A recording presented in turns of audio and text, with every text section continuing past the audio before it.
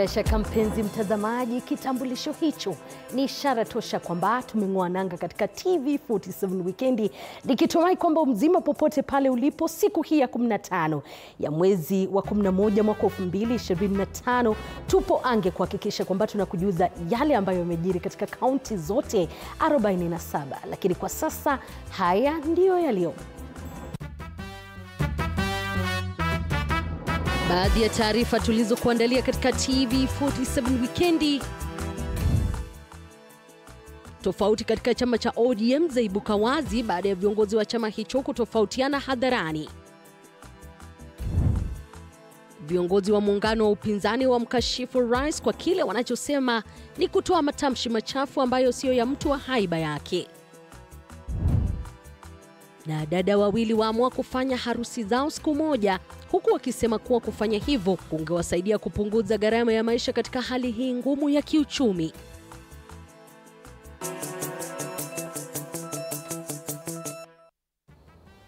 Naam, karibu popote pale ulipo katika taifa hili la Kenya. Jina langu Elizabeth Mutuku, kwenye meza ya lugha ishara yupo Valino Wino. Unawasiliana nasi kwa 22047.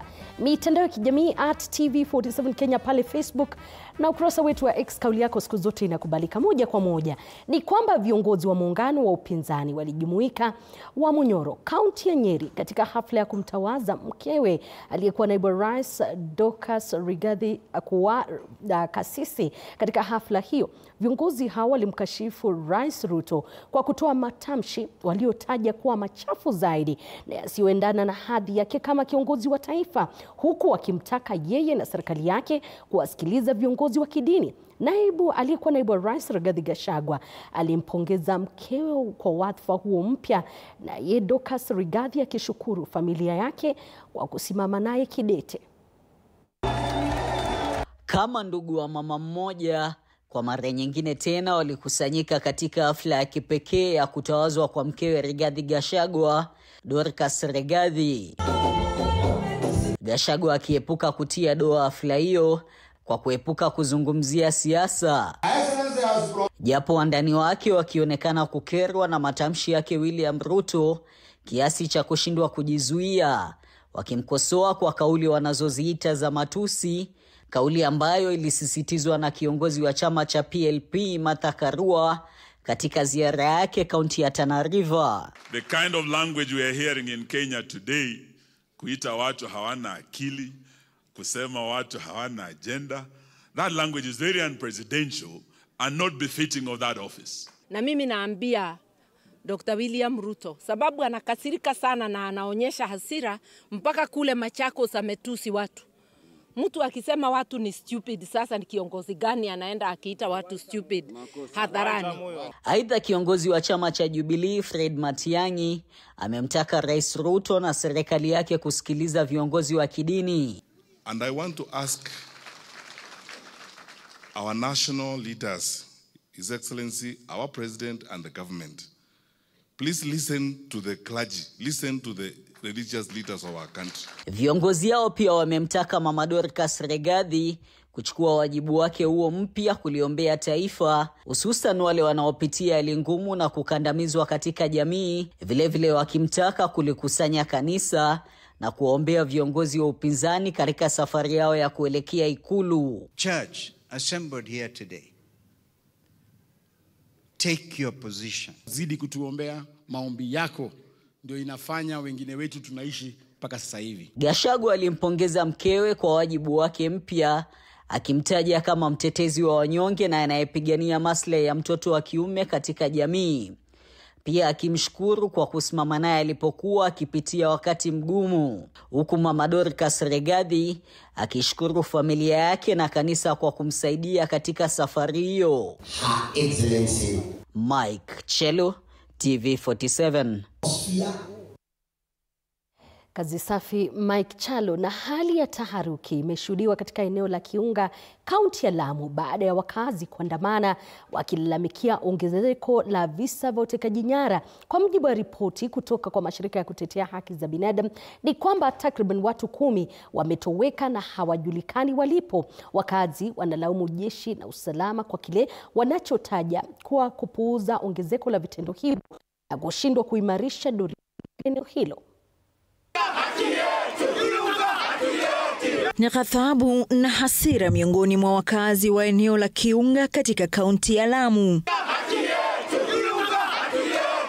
Wakazi hao wakijitokeza na kuandamana dhidi ya ongezeko la visa vya kutoweka na utekaji nyara katika eneo hilo. Turudishiwe mabwana zetu, sisi tunapitia changamoto.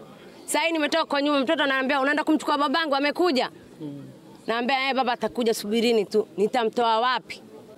Watu wake wanaulizia bwana ameenda wapi? Mimi sijui na sijui aliyembeba. Waache kwa tutatu ende hata kila siku watu 20 wapotezwe, lakini hatutahama. Tutaishi hapa Kiunga na kuna balingine tunaelekea. Wakizilaumu asasi za usalama, wakazi hawa wameitaka serikali kuingilia kati na kufanya uchunguzi wa haraka kuhakikisha waliotekwa nyara wameachiliwa mara moja na waliotekeleza maovu hayo kukamatwa. Mwezi mmoja sasa hii watu watatu wameweza kuchukuliwa na hatujui ni watu gani, kwa sababu serikali tukiuliza watuambia sisi hatujui, na sisi pia hatuwajui ni watu gani ambao wanawachukua. Lakini hata kama magosti, serikali yafaa kujua hawa magosti wametoka juu wakaja wakawachukua, kwa sababu sisi tualindwa na serikali. Then tukiuliza idara za serikali kutuambia kwamba hawajui kina nani wanaochukua, hata sisi tuongea na shauku kwamba hakuna serikali yaweza kutulinda. Huwezi kuniambia mtu ako Kiunga amechukuliwa na serikali hajui. Basi sasa usalama kazi yao nini kama hawezi kujua mtu amechukuliwa na tunaambiwa hajulikani? Hiyo haingii akilini. Na kama ni mtu criminal washiko, hatuna sisi hatuna haja na mtu criminal, wala hatuna uhusiano na criminal, hatutaki watu criminal wanatuvunjia mji. Kwa hivyo kile tunaomba kuwe na haki Kiunga. Kulingana na takwimu za shirika la haki za binadamu Haki Afrika, takriban watu 10 wameripotiwa kutoweka katika eneo la Kiunga, huku 3 wakiripotiwa kutoweka katika kipindi cha miezi 3 iliyopita. Wananchi wa Kiunga tumepewa takwimu hapa, karibu watu 10 wameweza kuchukuliwa, ile tunaita enforced disappearance. Na mwaka huu 3 hivi juzi wameweza kuchukuliwa. Na hapa kuna kambi za jeshi, kuna askari, kuna NIS ambao wako hapa tukidhania wanalinda wananchi haya mambo yasitokee. Kwa hivyo tunawauliza viongozi wa serikali kwamba wale ambao tayari wamepotezwa, tafadhali muwarudishe. Na licha ya pepo la utekaji nyara kukemewa vikali, Wakenya wameikashifu serikali kwa ongezeko la visa vya utekaji nyara, licha ya rais kuapa kuwa chini ya uongozi wake hapata shuhudiwa visa vya utekaji nyara, mauaji na ukatili wa polisi. Samira Mohamed, runinga ya TV47. Tukiondoka kwa kazi hiyo safi ya Samira Mohamed, tunaingia katika masuala ya afya, na ni kwamba mbio za siku ya ukimwi duniani za mwaka huu zimeandaliwa rasmi, likiwa ni tukio la kuzindua shughuli za kitaifa za uhamasishaji na kuimarisha mapambano dhidi ya virusi vya ukimwi. Mwandishi wetu Faith Wangari anatupa taarifa hii zaidi. Kenya inaendelea kupiga hatua thabiti katika kukabiliana na janga la ukimwi kupitia upanuzi wa upimaji, upatikanaji mpana wa tiba na uhamasishaji wa jamii. Hata hivyo, unyanyapaa, maambukizi mapya miongoni mwa vijana na kukosa ufuasi wa tiba bado ni changamoto kuu zinazohitaji kushughulikiwa. Currently, living with HIV is no longer a death sentence, and we have to clap for ourselves for that journey and the work that we have done in making sure that we reduce stigma, if not eliminate it, in making sure that all of our brothers and sisters and loved ones that are living positively. Uzinduzi wa mbio za nusu marathon za siku ya ukimwi duniani mwaka huu unalenga kuweka msingi wa kampeni za kitaifa kuelekea maadhimisho ya mwaka huu, ukitumia mashindano haya kuhimiza upimaji wa VVU, ufuasi wa tiba, kupunguza unyanyapaa na kuimarisha mshikamano wa jamii. Aidha, mbio hizi zinalenga kuhamasisha umma kukusanya fedha kwa ajili ya programu za kujikinga na maambukizi na kuendeleza juhudi za kufikia kizazi kisicho na ukimwi kupitia michezo, utetezi na elimu ya afya. We have to work harder, to end AIDS and to end new infections, right? And that work we have to do together. Kadri siku ya mashindano yanavyokaribia, waandaaji wanasema lengo si tu kuvuka mstari wa mwisho, bali kukabiliana na tatizo la ukimwi hatua moja baada ya nyingine.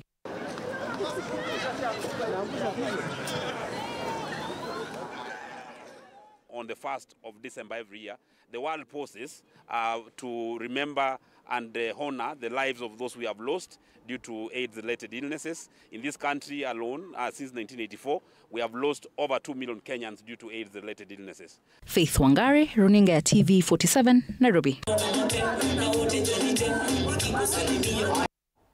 Na maafisa wa polisi walilazimika kufyatua risasi hewani ili kuwatawanya wakazi waliokuwa wamefika kushiriki mkutano wa kutoa maoni kuhusu hatima ya mkuyu wenye utata katika shule ya msingi ya Toroso, eneo bunge la Mlima Elgon, kaunti ya Bungoma. Wanji Sostin alihudhuria mkutano huo na anatupa taswira kamili kuhusiana na yaliyojiri katika eneo hilo.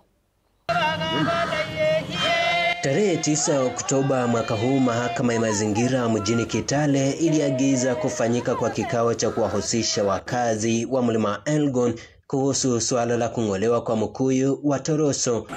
Hata hivyo, shughuli hiyo ilivurugika hii leo katika shule ya msingi ya Toroso baada ya kuzuka mzozo kuhusu ni nani alifaa kuhudhuria mkutano huo. Polisi walilazimika kufyatua risasi hewani kutawanya vikundi viwili vinavyogombania hatima ya mti huo wa kihistoria. Naibu kamishina wa Cheptais Philip Sigei amesema utata huu umetokana na amri ya mahakama kutotaja wazi ni nani angeongoza mchakato huo, na hivyo mawakili wa pande mbili wanatazamiwa kurejea mahakamani tarehe 25. So ili tuepukane na mambo ya kotini tena, tukasema wenye walioenda kotini warudi kotini, waende kuuliza koti sasa hasa ni nani anapaswa kuongoza hii public participation. Mbunge wa eneo hilo Fred Kapondi amelaani kikundi kinachoshinikiza mkuyu huo kung'olewa, akisema kuwa baadhi ya wakazi wa Trans Nzoia walisafirishwa kimakusudi ili kutoa maoni yanayoegemea upande mmoja. Hatutaki watu wetu waangaishwe na watu kutoka nje. Mabasi kutoka Trans Nzoia wanatafuta nini na hii mkuyu? Hata tuseme tu ukweli.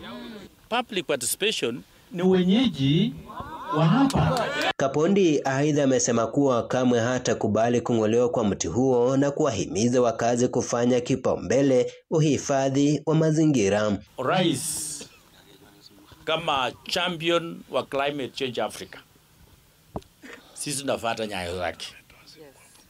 Na hatutaki hata vitu moja ipunguzwe. Baadhi ya wazee wa Mlima Elgon wanadai kwamba mababu waliwahi kutabiri kutekelezwa kwa tambiko fulani baada ya miaka 100, tarehe ambayo wanahoji imetimia, lakini mbunge Kapondi anasema madai hayo ni mbinu za ulaghai. Hii imekuwa ni laana kubwa ambayo imekuwa ikileta tabu, shida. Tangu hiyo miaka sote tumepitia changamoto nyingi sana. Watu wanaanza kitu inaitwa cult. Ile kitu karibu ianza hapa Mount Elgon. Na mimi kama mjumbe sitakubali. Wanji Sostin, TV47, kaunti ya Bungoma. Bila shaka taarifa hiyo yake Wanji Sostin inanipa nafasi mimi kupokea kikombe cha maji, lakini kuna hawa wanasema tupo tayari kama ODM. Kuna wengine wanasema taarifa zenu ni bomba zaidi, akiwemo Valin. Kuna mwingine anasema mimi naitwa Francis na furahia zaidi TV47 weekendi na ni kituo ambacho kinatupa taarifa kwa undani zaidi. Asante sana kuendelea kututegea. Tunachukua mapumziko ya dakika 2 kuapisha wadhamini, tukirejea tuna mengi zaidi zikiwemo siasa za ODM. Usicheze pale.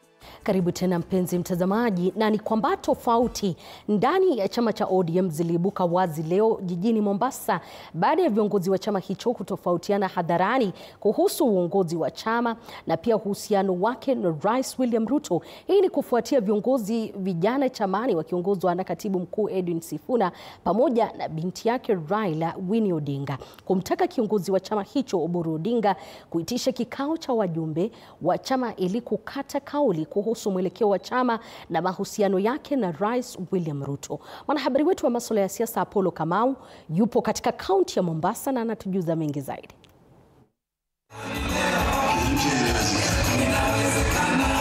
Bustani ya Mama Ngina jijini Mombasa iligeuzwa na kuwa uwanja wa majibizano makali kati ya viongozi wa ODM, huku kambi mbili zikiibuka wakati wa maadhimisho ya miaka 20 ya chama. Kitumbua kikaingia mchanga baada ya viongozi vijana chamani wakiongozwa na katibu mkuu wa chama Edwin Sifuna na binti Odinga Winnie Odinga wakimtaka kiongozi wa chama Oburu Odinga kuitisha kikao cha wajumbe kukata kauli yao kuhusu uhusiano wa ODM na Rais William Ruto. Wangapi wanasema tukuje kwenu nyinyi? Nataka nione mikono. Wangapi wanasema tukuje kwenu nini? We must come back to you and put the question. Put the question to the members of ODM. Na ile kitu ambayo mtaamua kama wanachama wa ODM, sisi kama viongozi wenu tutafuata. Ukitukujia tunakukujia. Ukileta noma noma. Ukileta mbaya mbaya. Tuelewane namna hiyo.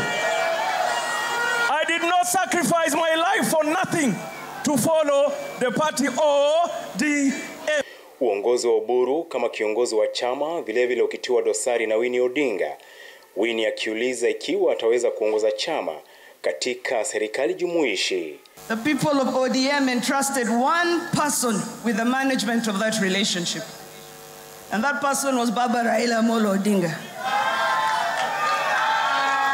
That relationship is complicated.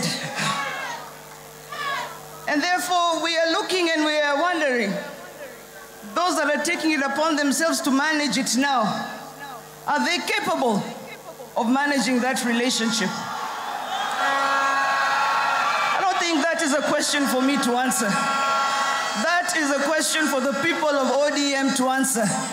Ninamwambia hiyo na mtoto yangu tutaongea na yeye kinyumbani. Nitamwambia kinyumbani. Lakini mbunge wa Embakasi Mashariki Babu Owino naye akikisomea chama kwa kukosa kumteua katika nyadhifa za uongozi na kusema kuwa chama cha ODM kitasalia kwenye maandamano kupigania haki za Wakenya. Jana niliona viongozi wetu wa ODM walipewa viti. Congratulations. Lakini wacha niwaulize swali. Wadozi, mliangalia huyu Babu Owino mkaona hawezi tosha kiti yeyote? Taenda maandamano. Wapende wasipende. Sisi wa Pwani tunajua tumeingia katika serikali na Mheshimiwa Joho ndio atatuongoza katika hii Pwani. Washindwe wenye kutaka maandamano. Raila Amolo Odinga alituacha kwa broad based. Na sisi kama viongozi hatutasaliti msimamo wa Raila Amolo Odinga. Tuko kwa broad based kwa sababu hapo ndio baba alituacha. Tofauti zikiendelea kuibuka katika maadhimisho hayo baada ya mawaziri wa ODM serikalini kupigia debe serikali jumuishi na kupelekea baadhi ya wajumbe wa chama kuondoka. Kando na maadhimisho ya miaka 20 ya chama cha ODM, sasa ni bayana chama kimegawanyika na kuwa mirengo miwili tofauti, kitovu cha tofauti hizo kikiwa ni uhusiano wake na Rais William Ruto. Apollo Kamau, TV47. Kazi safi Apollo Kamau. Na ikiwa ni mwezi mmoja tangu kufariki kwa mwanzilishi wa chama cha ODM hayati Raila Odinga, sherehe za kuadhimisha miaka 20 ya chama hicho zilibadilika kuwa hafla ya kuomboleza na kumkumbuka Raila Odinga mbali na kusherehekea mafanikio ya chama. Mwanahabari wetu Quinto Wafula alihudhuria mkao huo na anatupa taarifa zaidi. Katika uga wa Mama Ngina jijini Mombasa, wanachama wa ODM walifurika ili kukumbuka safari ya miaka 20 ya chama cha ODM. Raila Odinga tima wanadini. Familia kinara huyo ikichukua fursa hiyo kuendeleza maombolezo na kumbukumbu za mpendo wao ambaye tangu kufariki kwake kumekuwa na maswali kuhusu hatua ambayo chama hicho kitachukua kisiasa. Mimi nilikuwa ninasukumwa sana na bado ninaomboleza rafiki yangu, ndugu yangu, confidant yangu Raila Amolo Odinga. Binti yake Raila Winnie Odinga alikiri nafasi kubwa ambayo babake aliacha si tu kwa familia bali katika chama cha ODM, na akisema kuwa sasa anahisi ni wakati wa kukubali hali halisi na kuendelea na mustakabali wa kuwahudumia Wakenya. Hizo machozi yametiririka is not one of pain.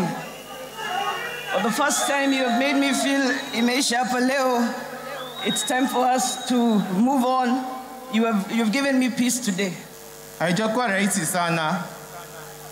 Baju tunajua baba angetaka tukue huku.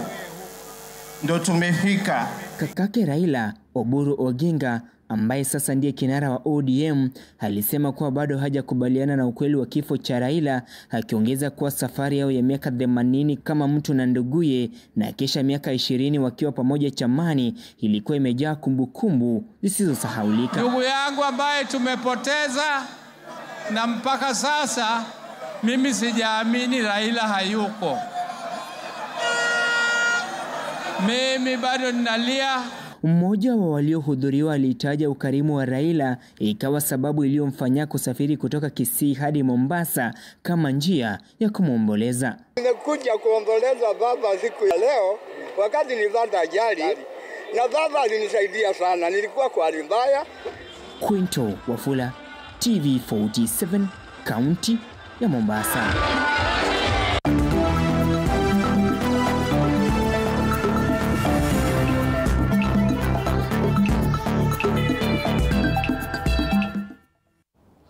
Tukidunda viwanjani ni kwamba hospitali ya Tenwick kwa ushirikiano na mashirika mbalimbali ikiwemo Friends of Tenwick, ICA Lion, World Gospel Missions, Samaritans, Purples, Amapas pamoja na benki kadhaa mjini Bomet wameandaa mbio maalum za kuchangisha fedha kusaidia magonjwa ya moyo ambao wamelalamikia kuwa ni gharama ya juu na matibabu zaidi. Mbio hizo za kilomita 10 zilianza katika lango la hospitali hiyo na kuelekea hadi uwanja wa IAF, zikivutia zaidi wakazi wa kaunti ya Bomet kutoka maeneo mbalimbali. Tazama taarifa hiyo. Ben Siele, mkurugenzi katika hospitali ya Tenwick, amesema kuwa ugonjwa wa moyo una gharama ya juu sana katika matibabu na wagonjwa wengi hupata changamoto kubwa za kifedha ili kumudu huduma hizo. Ameeleza kuwa hospitali hiyo inakabiliwa na deni linalozidi shilingi 800,000 kutoka kwa wagonjwa waliopokea matibabu na kurejea nyumbani, na kuongeza kuwa lengo la mbio za mwaka huu ni kukusanya shilingi milioni 48 ili kusaidia kulipa deni hilo. And it is an initiative that we started as AGC Tenwick Hospital to raise funds towards the compassionate cases and cases that we have in the hospital.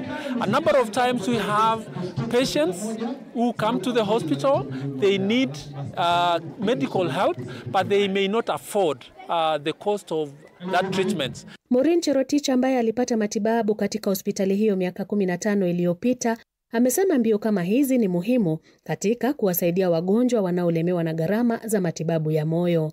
Treating heart condition is expensive. The surgery was expensive.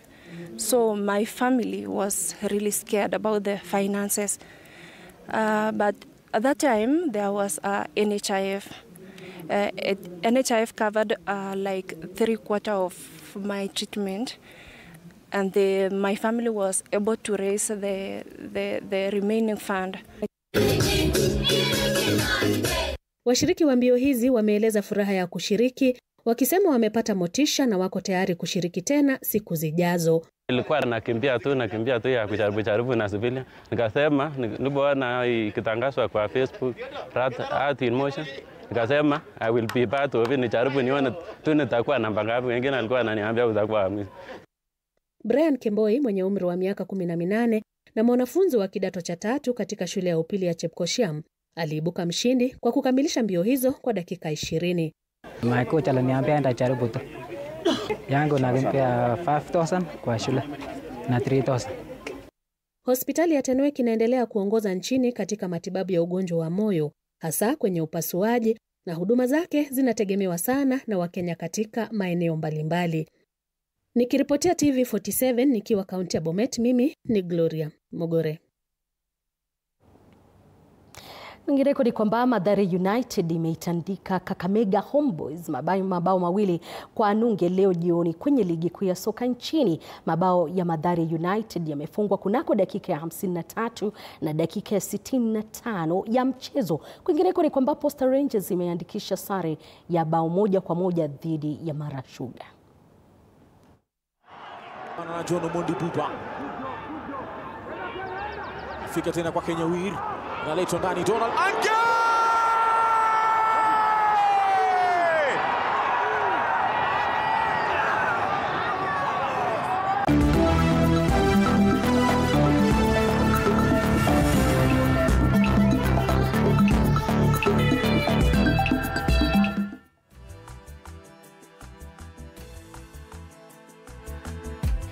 Bila shaka mpenzi mtazamaji, kufikia hapo na kunja jamvi la awamu hii ya TV47 Weekend. Jina langu ni Elizabeth Mutuku.